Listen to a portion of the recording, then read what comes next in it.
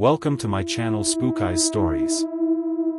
I still remember the first time I stepped into a house that was said to be haunted. My heart was racing, my palms sweaty, and every instinct screamed to turn back. Yet something pulled me forward, a mix of curiosity and fear. I wanted to know if the stories were true, if the walls could really hold memories of sorrow and tragedy. As I walked through the creaking halls, I felt it, a presence, silent but heavy, watching my every move. These aren't just abandoned houses. These are homes where spirits still linger, refusing to leave. If you love real ghost stories and want to uncover more haunted places with me, make sure to hit that subscribe button and join our Spookiz Stories family. Number 1, Lemp Mansion, St. Louis, Missouri. I still remember the first time I saw the Lemp Mansion. It was a cold evening in St. Louis, and the sky had that strange, pale color that comes right before the rain. The mansion stood quietly on Demental Place, its tall windows staring down the street like tired eyes. I'd read about the tragedies that happened inside, how one of the wealthiest brewing families in America fell apart within those walls, but nothing prepared me for how heavy the air would feel when I stepped closer. I went there to see if the stories were real. People said the Lemp family never truly left their home, that their spirit still wandered the halls, replaying their sorrow again and again. As I entered, the scent of old wood and faint perfume hung in the air. The owner, a kind old lady, told me they still use the mansion as an inn, but sometimes guests don't stay the whole night. She smiled, but her eyes looked away when she said that. The first few minutes were calm. I walked through the dining room, the soft yellow lights flickering slightly. On the wall hung portraits of the Lemp family, their eyes seemed to follow me wherever I moved. When I reached the grand staircase, I felt a sudden cold rush of air, sharp as ice, though every window was shut. My heart started racing, and I tried to laugh it off, but something about that silence made me whisper instead of speak. Upstairs, I found the room where Charles Lemp had taken his life in 1949. The guide said guests still hear a gunshot echo late at night, followed by the smell of gunpowder. I didn't believe her, until the moment I heard what sounded like a faint click behind me, even though I was alone. I turned quickly, and in the mirror by the door, I swear I saw a shadow move past the hallway. It wasn't a trick of light. It was too solid, too intentional. I left the room and stood in the corridor, frozen. The air felt thicker there, like the house itself was breathing around me. Somewhere downstairs, a door creaked open and closed again. I heard footsteps, slow, heavy, deliberate. They stopped right behind me, though no one was there. When I finally walked out into the night air, it felt like the world had shifted. The street outside was quiet, but the mansion loomed behind me, alive in its own strange way. People say the Lemp family was cursed, that their sorrow seeped into the walls. After being there, I think the truth is simpler: the house remembers. It remembers everything: the laughter, the fear, and the gunshots that never stopped echoing. Number 2, the Myrtles Plantation, Street, Francisville, Louisiana. I had driven down the long, winding highway into Street, Francisville, Louisiana, as the sun dipped below the horizon. The trees on either side were tall and old, their twisted branches reaching out like bony fingers. I was searching for the Myrtles Plantation, a place whispered about in every ghost story I had ever read. People called it one of the most haunted homes in America, but I wanted to see it for myself, to feel it. The plantation came into view, bathed in the fading orange glow of twilight. Its white columns stood tall, but the paint was chipped, and the shutters creaked faintly in the wind. As I walked up the gravel driveway, the air felt thicker, heavier. It wasn't just the heat, it was the weight of history pressing down, of centuries of sorrow and tragedy. I could almost hear faint whispers carried by the wind, though I knew no one was there. The guide, an elderly man with a quiet voice, met me at the entrance. He told me about Chloe, the enslaved woman whose life ended in a violent act, and whose spirit is said to still linger. Guests often report seeing her shadow in the hallways or the faint scent of a sweet perfume that seems to appear out of nowhere. I shivered, unsure if it was the humid air or anticipation. Inside, the plantation felt alive in a way that unsettled me. The floors creaked under my steps, and the walls seemed to breathe. I walked past the old dining room where guests claimed they had seen objects move on their own. I paused at the grand staircase, imagining Chloe's spirit gliding silently down the steps, her eyes following every movement. It was quiet, but I could sense the house watching me. In one of the upstairs rooms, I noticed a small mirror hanging crookedly on the wall. The guide had warned us not to stare too long, saying many visitors have reported seeing fleeting figures or faces appear. I stared. For a brief second, a shadow crossed the glass, tall, almost human, and gone before I could blink. My heart thumped painfully in my chest. I felt a cold brush of air on my neck, though every window was closed. I spent a few more minutes wandering the halls, hearing faint whispers and occasional soft footsteps echo behind me. My curiosity battled my fear. Every corner held the possibility of seeing something real, something that defied explanation. By the time I stepped back onto the porch, the night had settled completely. The plantation loomed behind me, silent yet alive, as if it had absorbed every visitor's story over the centuries. Driving away, I could feel it watching me leave. The Myrtles plantation wasn't just haunted by tragedy, it was haunted by memory. And I knew that some part of Chloe, or perhaps all of the restless souls who had suffered there, would remain long after I was gone, waiting for the next curious visitor brave enough to walk through its doors. Number 3 Whaley House, San Diego, California. I arrived in San Diego on a gray afternoon, the kind of sky that feels heavy with secrets.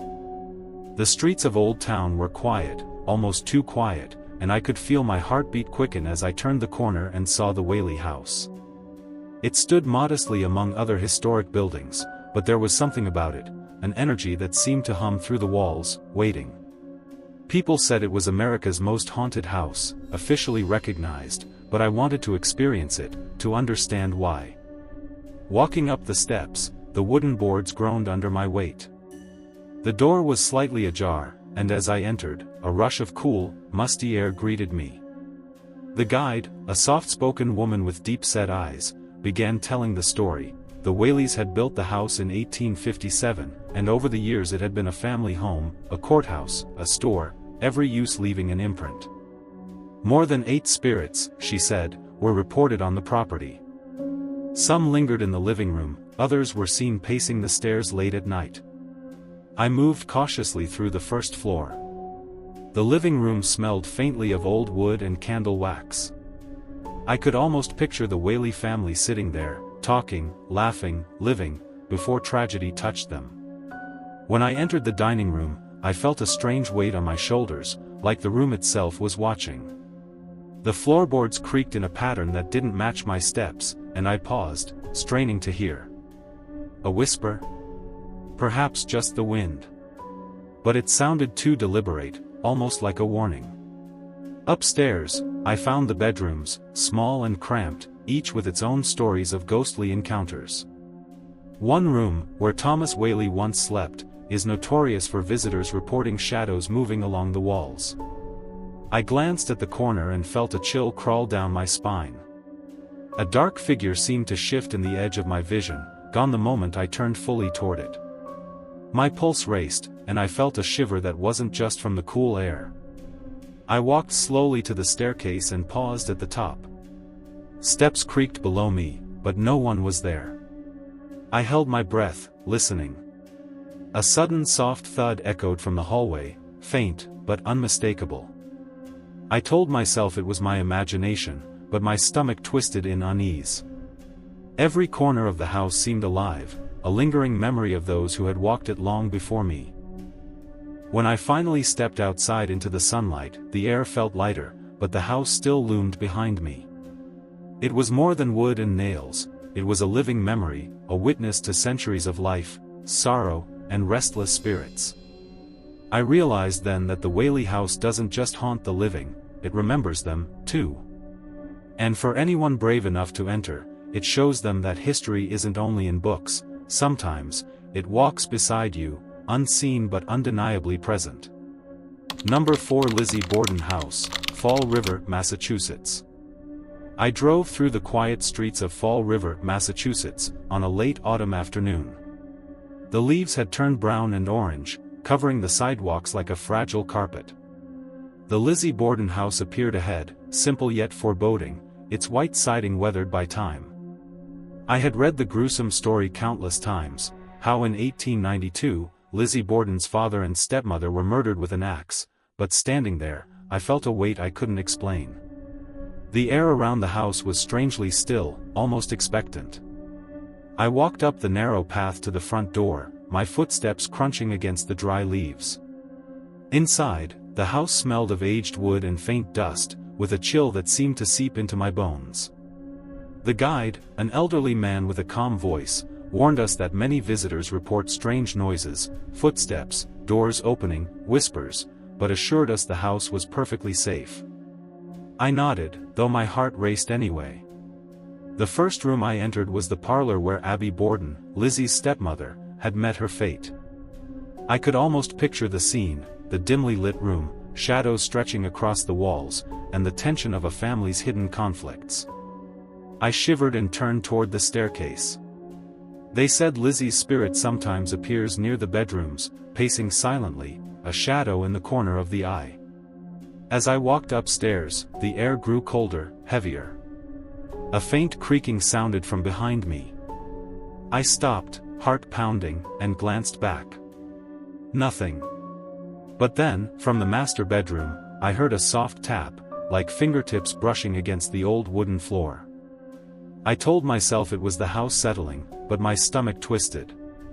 Every corner seemed to hold a memory, every room a lingering presence. I moved to the bedroom where Andrew Borden had been killed. The guide whispered that guests sometimes feel an unseen hand touch their shoulders, or hear a faint whisper calling their name. I stood still, imagining the terror of that night. Then, in the mirror by the wall, I thought I saw a fleeting shadow behind me, a tall figure standing for a brief second before vanishing. My heart raced, and I struggled to breathe normally, though the room was empty. Walking down the hallway, I passed the staircase and felt a chill brush past my neck. Something intangible seemed to follow me, patient and watchful. When I finally stepped out onto the porch, the fading sunlight hit the house, but its presence felt heavier than ever. The Lizzie Borden house isn't just a historical site, it's a living memory of horror, and standing there, I understood why so many believe the spirits of that tragic night never left. Even now, as I drive away from Fall River, I can't shake the feeling that the house watches silently, holding on to its secrets, waiting for the next curious soul to walk through its doors. Number 5 Villisca Axe Murder House, Villisca, Iowa. I arrived in Villisca on a quiet summer evening, the kind of town where every street seems to have a story, whispered between neighbors for generations. The Villisca Axe Murder House stood at the end of a small block, unassuming from the outside, yet the moment I saw it, a shiver ran down my spine. I knew the history. In 1912, an entire family was brutally murdered in their sleep with an axe, a crime that remains unsolved. But nothing in books or videos could prepare me for the feeling of standing in front of it, knowing that tragedy had seeped into the very walls. The air felt heavy as I approached the front door. I could almost hear the faint echo of laughter, the children playing, before that night changed everything. Inside, the house smelled faintly of old wood and dust, and the floorboards creaked unnervingly under every step. The guide, a soft-spoken woman with a gentle smile, warned us that overnight guests often report strange experiences, whispers, doors opening by themselves, shadows that seem to follow. My stomach twisted with a mix of fear and excitement. Walking through the first floor, I tried to focus on the history, the family portraits, the modest furniture, but the atmosphere was alive. There was a tension in the air, like the house was holding its breath. In the parlor, I felt a sudden cold rush, and the hairs on my arms stood on end. A door somewhere upstairs creaked, though no one had moved. I stopped, heart hammering, straining to listen. Every second felt stretched, heavy, as if the house was aware of my presence. I cautiously climbed the staircase to the bedrooms, where the murders had taken place. The guide whispered stories of visitors who have woken up to find their blankets pulled off, or felt unseen hands brushing their skin. I moved slowly, imagining the horror of that night, the quiet home filled with screaming and terror. In one room, I glanced at the corner and thought I saw a shadow flicker across the wall, vanishing almost instantly. My heart raced, and I had to remind myself to breathe. The attic was silent, yet I felt a strange pressure around me, like the house itself was watching. Footsteps echoed below, though no one was there. I could feel the weight of the past pressing in, the lives that had ended too soon, the unanswered questions lingering in the air. When I finally stepped out onto the front porch, the evening sky had darkened, and the town was quiet. The house loomed behind me, ordinary to the casual passerby, but I knew better. It was alive in its memories, haunted not just by what happened, but by the spirits of the family and the fear that still clung to the walls. As I drove away, I couldn't shake the feeling that the Villisca Axe murder house would watch silently, waiting patiently for the next visitor daring enough to step inside. These haunted homes aren't just places on a map, they are living memories of sorrow, mystery, and restless spirits. If you dare, their stories will follow you long after you leave. Don't forget to like, share, and subscribe, so we can explore even more real haunted places together. Until next time, stay curious, and stay brave.